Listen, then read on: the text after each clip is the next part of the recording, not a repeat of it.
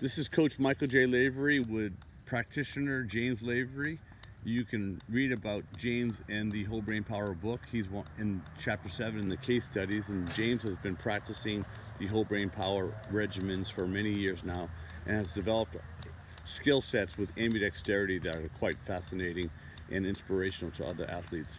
James is using the 16-ounce rubber mallet, and this hammer here has become rather easy for him to use, and he's doing some wonderful focus drills of being able to bounce the ball and stop the ball and flipping the hammer from one hand to the other. So this is the hammer that I have all my students begin the training with, and then they migrate up the ladder on other hammers, which he'll now grab. This is the 28-ounce S-wing hammer, and this is a much greater challenge. So what James is doing now is bouncing it one time and catching it twice and catching it. He's moving up the scale.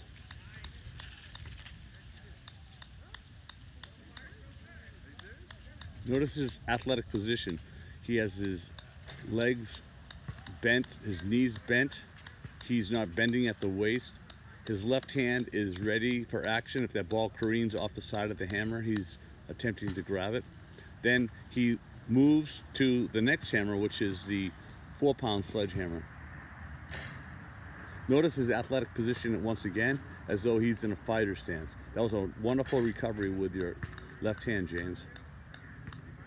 This hammer here weighs 4 pounds, and after you're starting to bounce the ball hundreds of times in a row, you are developing vascularity in your forearm muscles. You are developing stresses to the wrists and to the ligaments and tendons. Now James is moving into the mirror imaging effect, what's called mirror imaging methodology. What he's learning with the right side, he then transfers to the left. Bounces it one time and catches it twice and catches it and moves up the ladder. This helps any athlete with spatial intelligence and creates tremendous functional strength. So when you're having a tennis racket that weighs approximately 13 or 14 ounces, it feels as though it's a toothpick in your hand after you've been bouncing balls off of these hammers. This is the 16-ounce claw hammer by S-wing, and this is an extremely difficult hammer because of the surface area being so reduced. However, when you're bouncing the ball off the 16-ounce hammer and doing it in excess of 1,000 times, you're definitely getting tremendous stresses. This type of active stress is what causes the myelination in the central and peripheral nervous system.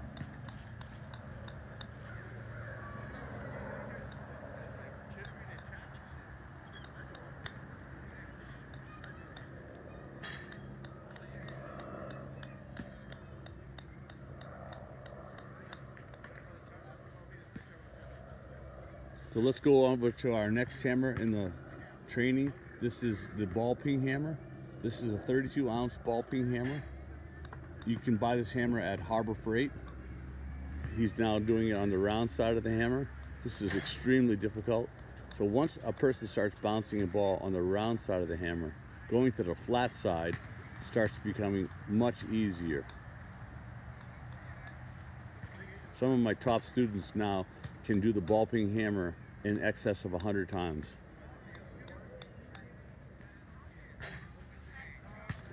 Let's move on to the next hammer in the sequence here.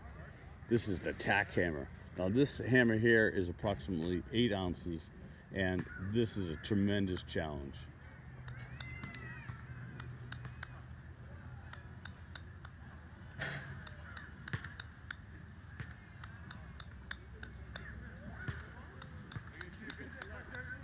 That's quite impressive, James. Now let's move on to the next hammer, which is the 12-pound sledge. Now my students have invested heavily in the hammers.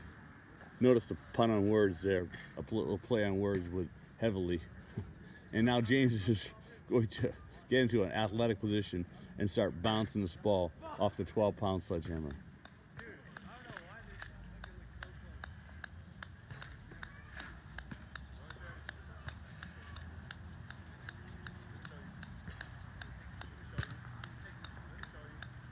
So when one of my students is bouncing this ball off the sledgehammer and then reports back to me that he's starting to rocket the baseball out of the ballpark, he's making the correlation himself that this hammer drill training definitely is helping his muscle density and the deflection factor. Now let's move over to the big boy, the 16-pounder.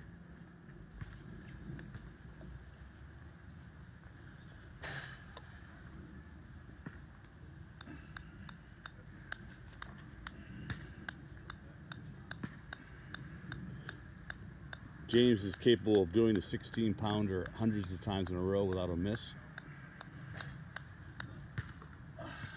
And you definitely are seeing some serious attention to detail and focus. And you can see the stressors that he's putting on his forearm muscles with this hammer.